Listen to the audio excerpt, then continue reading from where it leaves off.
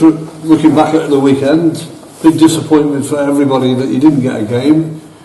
Does it knock the players a little bit when they don't get that competitive match played? I think there's pros and cons. I think they could have done with a little break, which they got, recharge the batteries, but you also want to play the games and keep the momentum going what we had.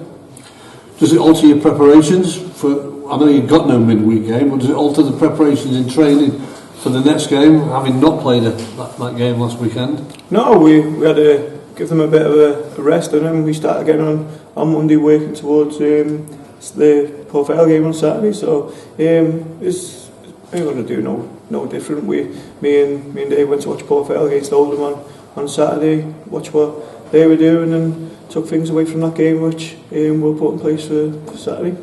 Yeah, talk a bit more about that at a moment to time. But for your players now, you're into double figures. You've had your full pre-season. How have you gauged the fitness of that? How they're looking? Well, I think as everyone can see, so far so good. Not many injuries, touch wood, and they seem to be lasting the games well and becoming stronger as the game goes. So at the moment we're in a good place, and hopefully it continues. How key is it to be both right, mentally and physically? You've been there, you've played many games. How key is that for footballers? Well, I think it's most important. Mentally, I don't think it's been there for the last few years where they believe. I think it was last Christmas when they started believing they can come from a goal down and they can win games later on, and that's what good teams do. If you look at teams over the years who have achieved things, they score like goals and they keep going, and in the end they grind them down and get the opportunity and take it when it comes. You'll have reports, you'll have videos that you'll show your players. You won't do too much on the opposition, but for the management team, all right, disappointment you didn't get your game underway at Forest Green. But how important was that you can get to see firsthand then? Oh, it was good. It was good to see what they're trying to do. They're trying to play high press with a lot of energy, which they done last year, and now obviously we have to be good enough to beat that, and we have to stand up to them, set pieces, which we've been good at this year, which I'm sure we'll do.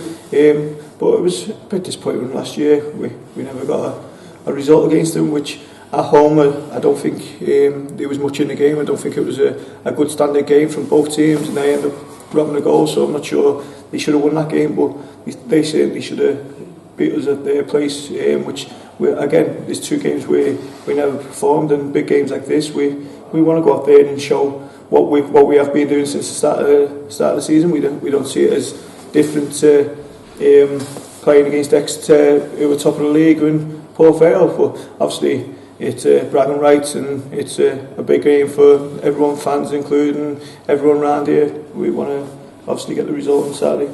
The occasion is made for the spectators, but the one thing that your team has done this season, whether it's been at Middlesbrough or Aston Villa or even bigger gates at home, you've responded well, the players, to the atmosphere, to the crowds. Yeah, that comes back to mentality again. They want to play in big games, and they know where they want to go, and they all know they're going the right way about it. The mentality is right, and the bigger the crowd, hopefully the better they perform, and showcase what they're all about. The good players, we think the top players in this division, they want to carry on doing what they're doing. Both sets of players in either dressing room at the weekend. There'll be some local lads in there, not too many, but they'll all be aware of what it means, won't they? Yeah, there's a few from around this area, and a few, well, even older pros who have played in derbies. Now they'll know what derbies are all about, but they'll experience. Some of them will experience probably for the first time, maybe, I'm not sure, this derby, and they'll know it's just as big as any other. Just looking at the treatment room, can you bring us up to date? Because Dave was talking to us, of course, last week, ahead of going off to Forest Green, of Vale, Lancashire, and Daniel Powell. Both had the scans. Have you got any good news, or is it not very good news? Well, Ollie's a bit further away than Daniel's scan came back and was positive, so he'll be touch and go, so he could return any time, and we just have to wait and see and just manage them. And obviously I can't give a time frame on it, but as you see, Paul Green came back from nowhere last year, so it just depends. Again, going back to the mentality and how quick they heal, really. Our players has already said Crewe Alex are no longer a pushover. Just shows how far you've come, doesn't it?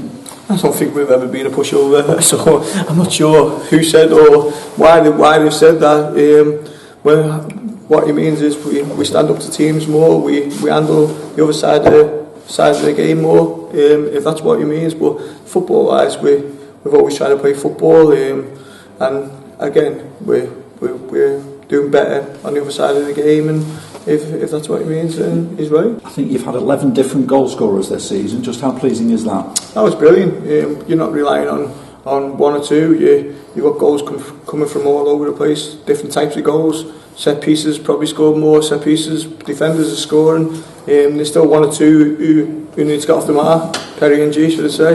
And then he can get his hair cut. So obviously we're delighted with the goals coming from different areas, but as long as they're performing and winning games, it doesn't matter where the goals come from.